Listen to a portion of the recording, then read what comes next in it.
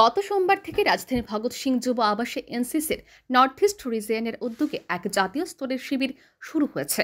এই শিবির বা ক্যাম্পের নামকরণ করা হয়েছে এক ভারত শ্রেষ্ঠ ভারত বা ইবিএসপি ক্যাম্প। এই ক্যাম্পে শুক্রবার ক্যাডেটদের সামনে বক্তব্য রাখেন আসাম রাইফেলসের ত্রিপুরা সেক্টরের ডিজি বিকাশ লাখেরা।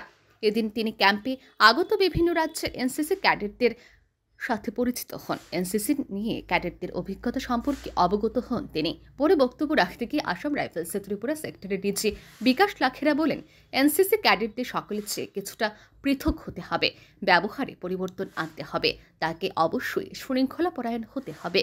আর এই দিকগুলি সাফল্যের শুরুবাত বলে জানান তিনি আরও জানান, সার্বিক প্রচেষ্টার মাধ্যমে লক্ষ্যে পৌঁছানোর নামে এনসিসির মতো সংগঠন বিশ্বের অন্য কোনো দেশে খুঁজে পাওয়া যাবে না।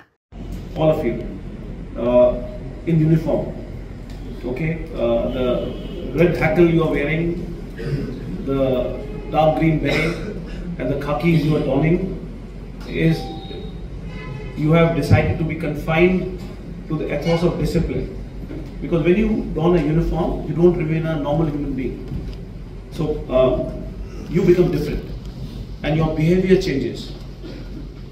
Normally when you are in your home, I know that you are not like this. You don't clap like this, okay, synchronization. You don't walk.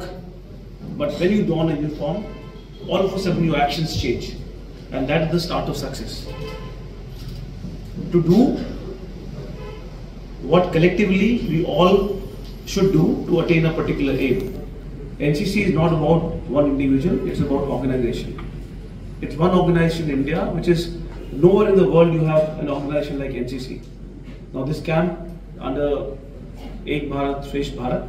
প্রসঙ্গত উল্লেখ্য যে প্রধানমন্ত্রী নরেন্দ্র মোদী এনসিসি ক্যাডেটদের মধ্যে এই এক ভারত শ্রেষ্ঠ ভারত বা ইবিএসপি শিবির করার পরিকল্পনা গ্রহণ করেন।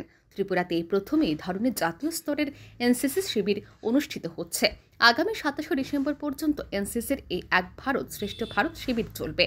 এই ক্যাম্পে দিল্লি, পশ্চিম বাংলা, সিকিম সহ উত্তর পূর্বাঞ্চলের বিভিন্ন রাজ্যের বাছাই করা 500 জন এনসিসি ক্যাডেট যোগদান করেন।